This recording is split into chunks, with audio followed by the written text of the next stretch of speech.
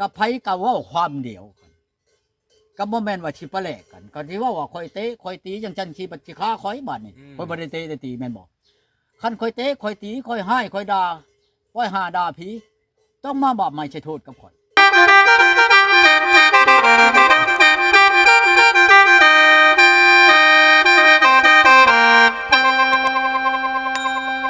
ข่อยหมอที่6วันนี่นะ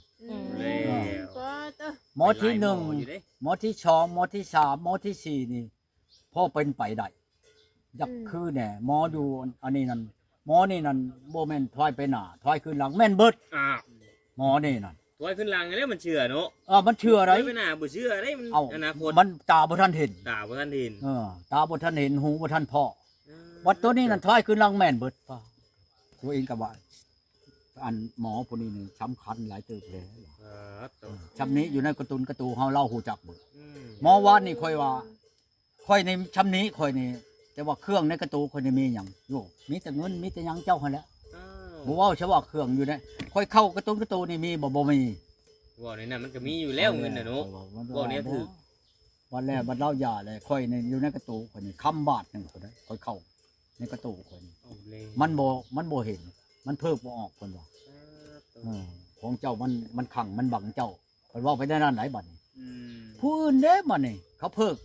กเลยเขาอันนั้นเบิ่งเขาก็ยังฮู้จักแสดงว่าเขาฮู้จักคือหมออยู่บ้านหงนี่เนาะเราว่าคำอยู่ในเจ้าหักแต่ว่านักรับเบาเนี่ยค่อยบ่ฮู้หักมีคำในตัวโตเจ้าเราว่าถือว่าถือได้ฮะคำมันค่อยแขนนี่บ่ว่าได้กระโตเจ้าเข้าในกระโตเจ้าเราอ่ะผู้นี่ครับอันคนนั้นน่ะก้อยห้วยนี่เขาเว้าท่วงคือกันหักอันเชียงไผคือกันแต่ละคนเชียงไผเบิดบ่หมอบ้านนครนี่หมอนางเทียม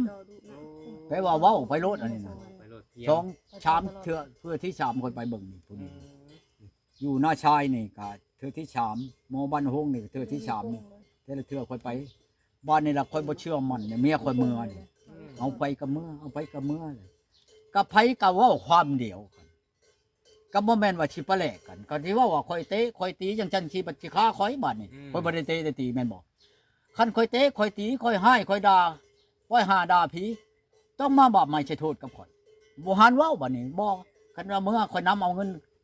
หินของมันเงินขดองข่อยก็ชงรถให้พ่อชงรถคันสิเว้าไปหลายบัดเรื่องสังคมหุ้นแห้งหลายพุ่นนี่เลยจำเป็นให้พ่อเว้ารถคันข่อยเว้าไปหลายเห็นบ่อันบ้านนั้นกังนั่นอยู่บ่ได้เนาะงานตัวนี้เอาดิผู้สาวโทรมาแต่ละเช้าผู้สาวฮับบ่ในใดเนาะฮะเอาแม่นยังค่อยถามเจ้าโทรมาหาข่อยแล้วเว้าเบิ่งดูเขียนหยังนั่งอยู่นี่แหละในเฮือนข่อยนี่แล้วเฮ็ดหยังเมื่อยนั่งแล้วก็นอนคนผู้เดียวเนาะอยากได้เจ้ามานั่งนำนอนนำกับฮะหมดล่ะเบิ่ง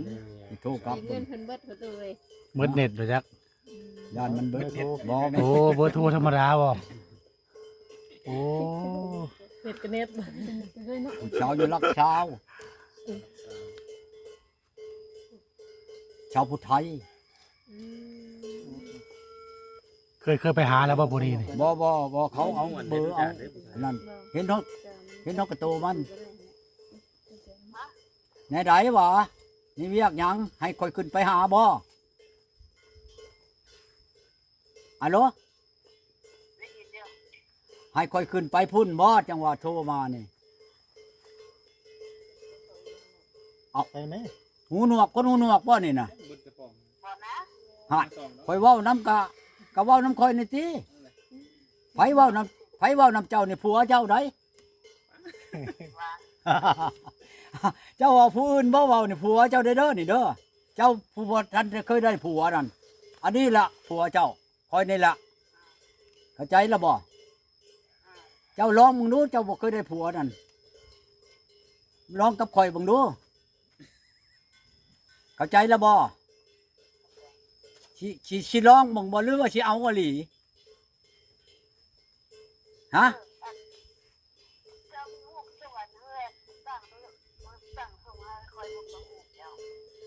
ฮู้ข่อยน่ะบ่อันเจ้าชงมานะแม่นั่นเจ้านั่นนี่เจ้าน่ะข่ เขาสิให้เขาอันนั้นให้นี่ขอเป็นเพื่อนข่อยนะแม่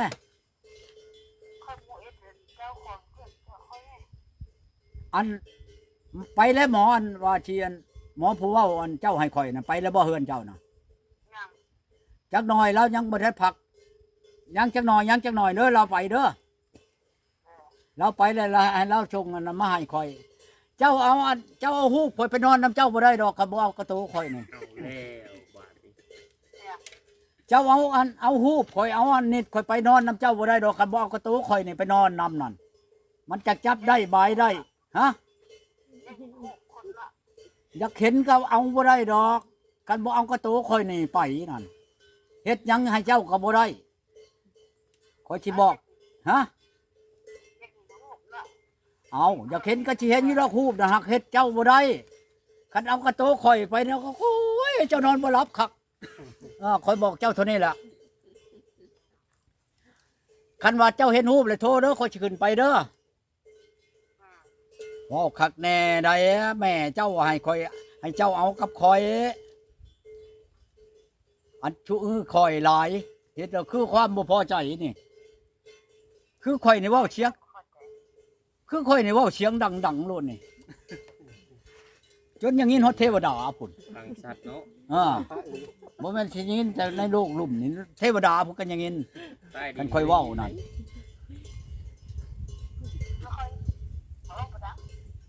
เจ้าก็เว้าดังๆนี่เป็นหยังย่านค่อยอย่างงี้จะบ่โอ้ยข่อยอยากได้เมียวันนี้เด้เว้าเสียงบ่ดังวันนี้คือสิบ่ให้บ่เป็นเนาะบัดผู้ไทยช้ำโอ้ยเสียงหวานปานนั้นน้ำอ้อยเดือน5เขาว่าด่าก็บ่ได้ให้เด้อผู้ไทยด่านี่พี่ห้ามึงว่าฉันแม่นบ่ ด่ากันด่าพี่ห้ากับพี่ห้ามึงว่าฉันกันหมอเล่าเทิงนี่บ่ได้ไดบักแต่ดำมึงไอ้ไว้มึงว่าฉันโอ้ยบ่ได้บ่เล่าเทิงนี่ด่าไว้ให้ง่ายคันผู้ไทยด่าโอ้ยหวานปันน้ำพึ่งเดือน5เขาอ่ะ ลอง สนุกลองด่าสนุก ลองด่ากันแล้วหน่อย มื้อใดเจ้าชายคอยขึ้นไปนะโทรมาบอกเด้อคักแน่ลีดอยอยากเป็นเคยแม่เฒ่านี่ร้องเบิ่งน้อยจักเทื่อนี่นะมันสิเป็นจังได บาดนี้ เท่านั้นแหละอยู่ดีมีแห้งหมอนั่นไปได้ให้มันอันนั้นมาให้เด้อเพิ่นอยากเห็นเฮาเห็นเสียงเฮาอ่ะเว้าตั้งแต่เช้าพุ่นจักตัวได้เทื่อเลยโทรมา ได้เบอร์ได้ใช้ตู้ได้เบอร์มันได้ใช้ ฮะ ได้เบอร์กันได้ใช้เบอร์โทร กะหมอนี่แหล้วหมออยู่ปาน้ำนี่แม่นแล้วมันขึ้นไปเหตุการณ์อยู่เฮ็ดเวียกอยู่หลักเช้า อ๋อ แล้วมันว่าสิเอาบ่ตู้เมียว่าฉันโยก ถามนอกประตู เมียบ่หรือผู้ชาวผู้ชาวสิเอาอยู่กันเมียน่ะเฮาเอาแล้ว เฮาบ่เอาอีกว่ะบ้านนี้ล่ะข่อยสิไปเว้าให้ผู้ชาวบ่ทันได้ผัวจักเทื่อโอ้คันมีผัวบ่เอาได้บ่บ่ก็หนึ่งมาปะผัวก็เอาอยู่กันบ่มีผัวนั่นคันมีผัวแล้วบ่เอายันผัวเขาให้เฮาว่ะ เนาะ จังซี่ได้เฮาเอาน่ะคือกันกับอัน หมอนั่นโทรมาเช้านี้คือเว้าคักแท้เนาะอ้ายหมอหลายอยู่อันแกล้งเกิบคนเอากะคักแล้วเฮาเว้าเรื่องเว้านี่ไผบ่ช้ำเฮาดอกเรื่องเว้านี่เฮาคนชื่อเว้าก็เว้าตามมันโลดบ่แม่นสิเว้าออกนอกจังชัดจังซี่บ่นี่หยังก็เว้าตามนั้นคือกันกับลูกหลาน อยากเข้าคำเด้อขอยสิบอกให้คำนี่ค่อยมีคำเองค่อยคำค่อยเอง อันเข้มคำนั่นกระจากคำค่อยบ่แม่นว่าสิบงเข้าแทงเข้าบ่สมมุติเจ้าต้องการเข้าน้ำข่อยเข้าชูดเข้าโลดนี่เข้าใจบ่แหละเข็มนั่นเล่มหนึ่ง4,000 บาท 4,000 บาทต่อเล่มชูดเขาให้เบิ่งโลดให้เบิ่งกับตานี่โลดมาให้เจ้าเบิ่งโลดเข็มนี่ค่อยสิเข้าเจ้านี่รักษาภายในหลายอย่าง เรื่องคนเห็ดนี่เว้าแจ้งโลดเห็ดของตาบ่เห็นนี่ว่าขออนุญาตนั่นปืดก้นใช้มันโลดบ่มีกันค่อยเข้าเลยนั่นอันหนึงอันช่องมาจากเขาล่ำเขารวยในกระตุนกระโตนั่นว่าแต่เว้าน้ำคนคือสมมุติเจ้าจะขายควายค่อยไปต่อเจ้าเขานั่นให้อยู่อัน10 ล้านควายเจ้าน่ะเขาไปต่อละ5 ล้านยังได้ เอาเลย ได้นำเจ้าอันเครื่องอันนี้นั่น เอาครึ่งหนึง หากใครคลำได้คลำบ่ได้มันจืดมันจางตัวนี้นั่นมันเชียร์โลด คอยบอกเจ้าเท่านี้แหละ คลำนี่คลำนอนนำผู้สาวบ่หรือคลำแบบใด ขลำบ่ได้กินแนวมันอันนั้นหั้นแหล้ว โอ้ ชัดหั้นแหล้วบางชัง10อย่างเลยมันบ่ให้กิน ยา บ่แม่นว่านั่นมันยิงนั่นตีแต่มันบ่ให้บ่มานอนนำนอนพักเช้า ได้เนาะ แต่ข่อยนี่ก็มีอยู่แล้วข่อยก็ยังบ่ได้แขะกับมันยิงนี่ โอ้ ขาดมันยิงไปฮอดอัน9มื้อ10มื้อแล้วบ่ได้โลดเฉพาะข่อยนี่ไปหาโลดได้เห็นบ่วานนี่ข่อยก็ไปหาชอกหานั่นแหล้ววานนี่ปานนั้นอยากมาน้ำข่อยแล้ววานนี่คนไทยเวียงจันทน์ กลับจากโมงวานนี่ โยกจะว่ามาฮอดพี่มัน3:00 นหรือ4:00 น3:00 น จังหวะกลับคำแวะหาสาวน้อยแถว บ่ ทางมานะ โอ้ยข่อยไปได้แล้ววานนี่นั่นข่อยไปแล้วหาเขาแล้ว เอาแล้ว บ่ด้านดอกข่อยน่ะมันขาดบ่ได้ล่ะ ผู้นี่ได้ประตูผู้โทรหากินนี่ฮู้จักกันดนซำใดเลย ผู้รัก บ่ได้ สาวนี่ บ่ทันฮอด10 มื้อใช่ได โอ้ พัวพันกันกับเรานี่กะอีหนึงก็อยู่บ้านนากำพันนี่ก็อันนี้นั่นคน อ๋อหนูงงแล้ว เอาแม่หวานเท่ได้เดี๋ยวนี้มัน เนาะ ชุกค่าต้นน่ะแปลว่า อันนี้นั่นมันคนเป็นพญาติเลยจะให้ข่อยปัวแล้วบ่ให้ว่าจังซั่นสิเอากับข่อยโลดคันปัวเช่าเป่าดีแล้วเอาโลดบ่ให้แต่งให้แปลงพ่อแม่ก็เว้าแน่นอน อืม ให้ข่อยขึ้นไปเบิ่งมื้ออื่นนี่ก็ไปก็ได้มื้อใดก็ได้ไปเบิ่งซะก่อนเบิ่งผู้ชาวนั่น โอ้ แล้วคนนั้น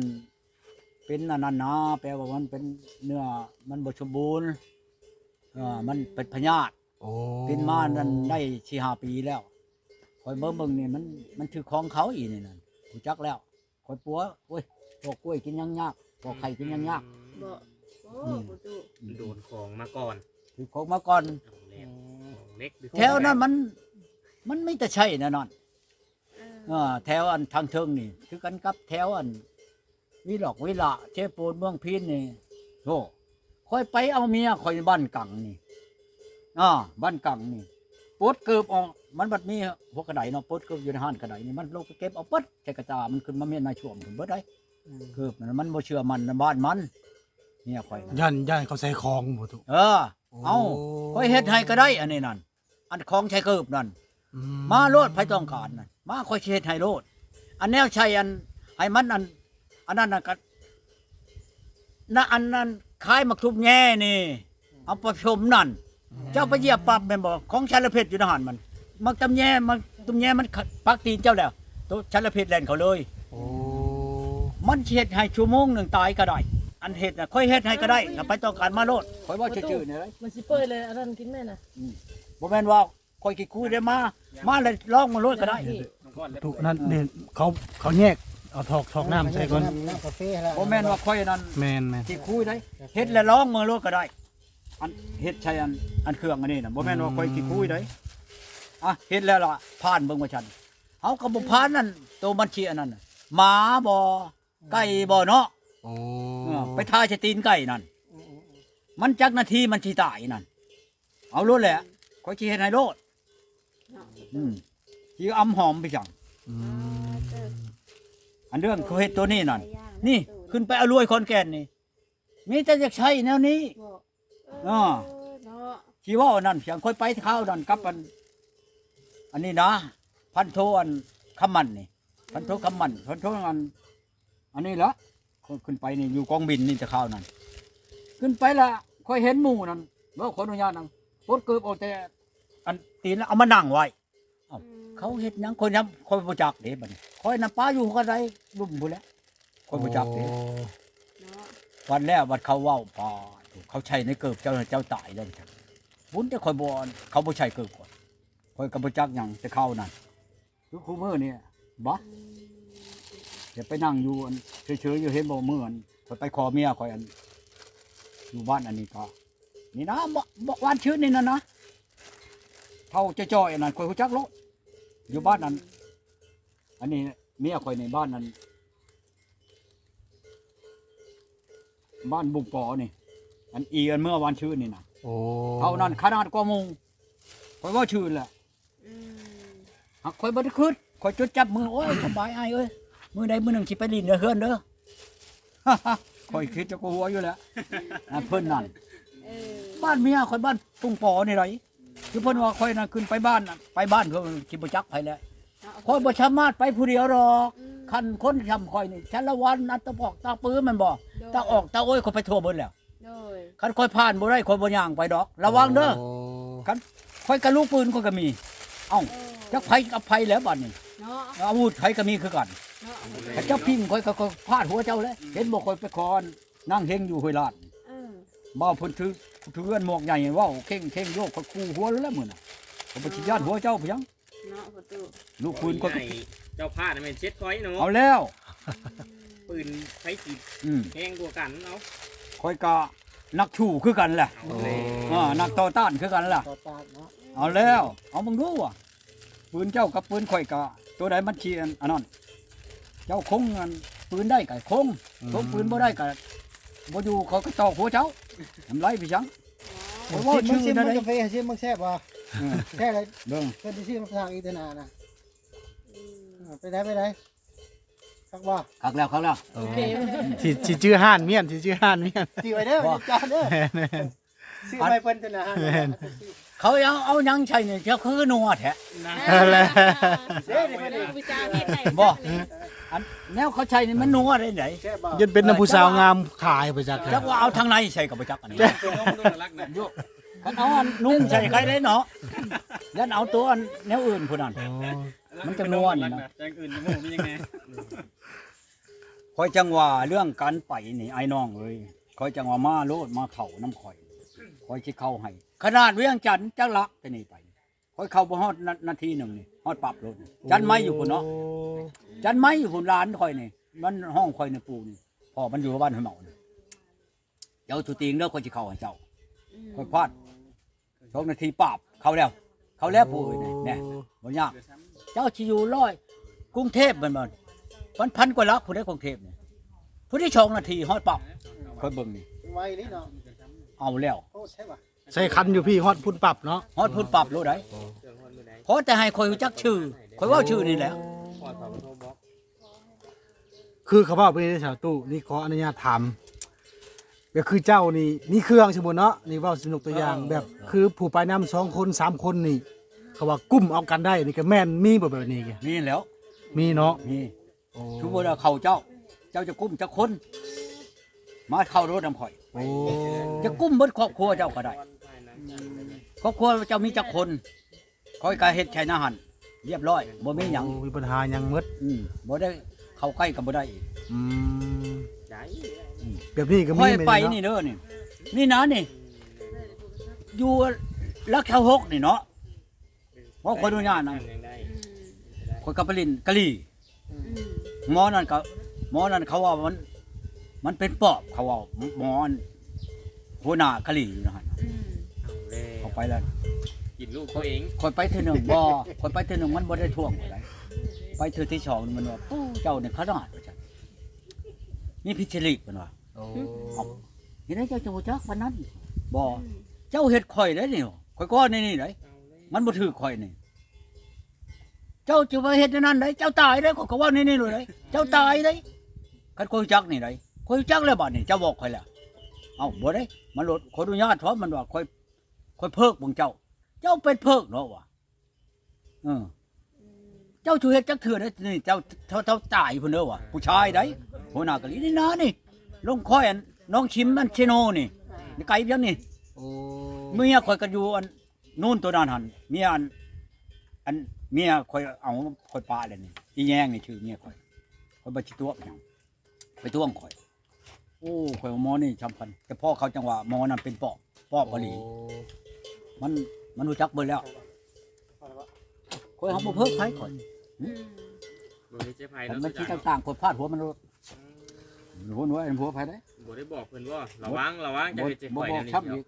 โอ้ เจ้าระวังตัวไว้ดีๆโลดสิ เออ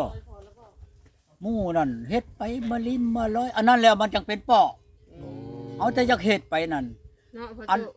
เฮ็ดไปตัว ลื่นครูบอกแค่นี้เจ้าบ่ลื่นคนหัน เอาง่าย เออ หัวล้านลื่นกูแล้ว หัวล้านหนึงคือกันกับอัน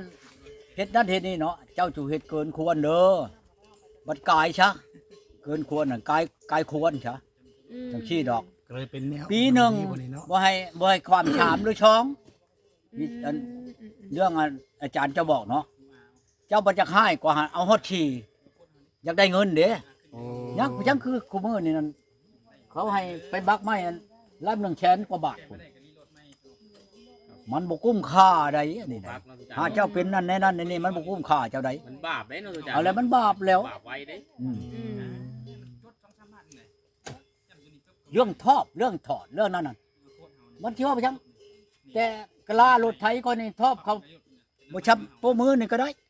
เรื่องกันฉันมันเฮ็ดบ่ได้ดอกตัวนี้น่ะ ออกเลยก่อน ทอบถอดตัวนี้น่ะ ย่อมาได้ก็ได้ เอาง่ายๆมีกระทายย่อแผ่นดิ เอาแล้ว คือกันกับอัน เหมาะเฮินเดินอากาศได้ อันนี้แหละอันเลื่อมตูนั่น เอา มันบ่แม่นเลื่อมตูไม่ซ้ำนี่แม่นบ่เขาไปบังก็บ่เห็นเขาได อืม โอ้ เขาเชกกระถาใช่ไหมลำนี่ลำเขาบังนี่ เป็นไง แต่มาจะคนเป็นร้อยกายไปนี่ก็บ่เห็น กายปึ๊ด อืม ไม่ลำนี่มันบ่เว้าจะอันช้ำนี่นั่นเขาว่ามัน เป็นไง มันใหญ่ช้ำได้จนบังมาได้หั่นแหละ โอ้ เคยได้ยินในตัวอย่างเลย เคยอย่างนี้อยู่บ่ เคยได้ยิน แน่ก็คิดบังหันแล้ว อืม อันเขาเฮ็ดนั่นพุ่นแสงตาเจ้าพุ่นเดียวพาบ่เห็นนะแท้ไม่น่ะกระช้ำเก่าหั่นแล้วบ่ได้ใหญ่ดอก โอ้ คือกันกับเขาหมุดดินเนาะหมุดดินนี่เขาห่อนก้นลงรีบลงนี่โอ้โลพุ่นแท้เขาก็อยู่บนเก่าหั่นแล้ว ครับ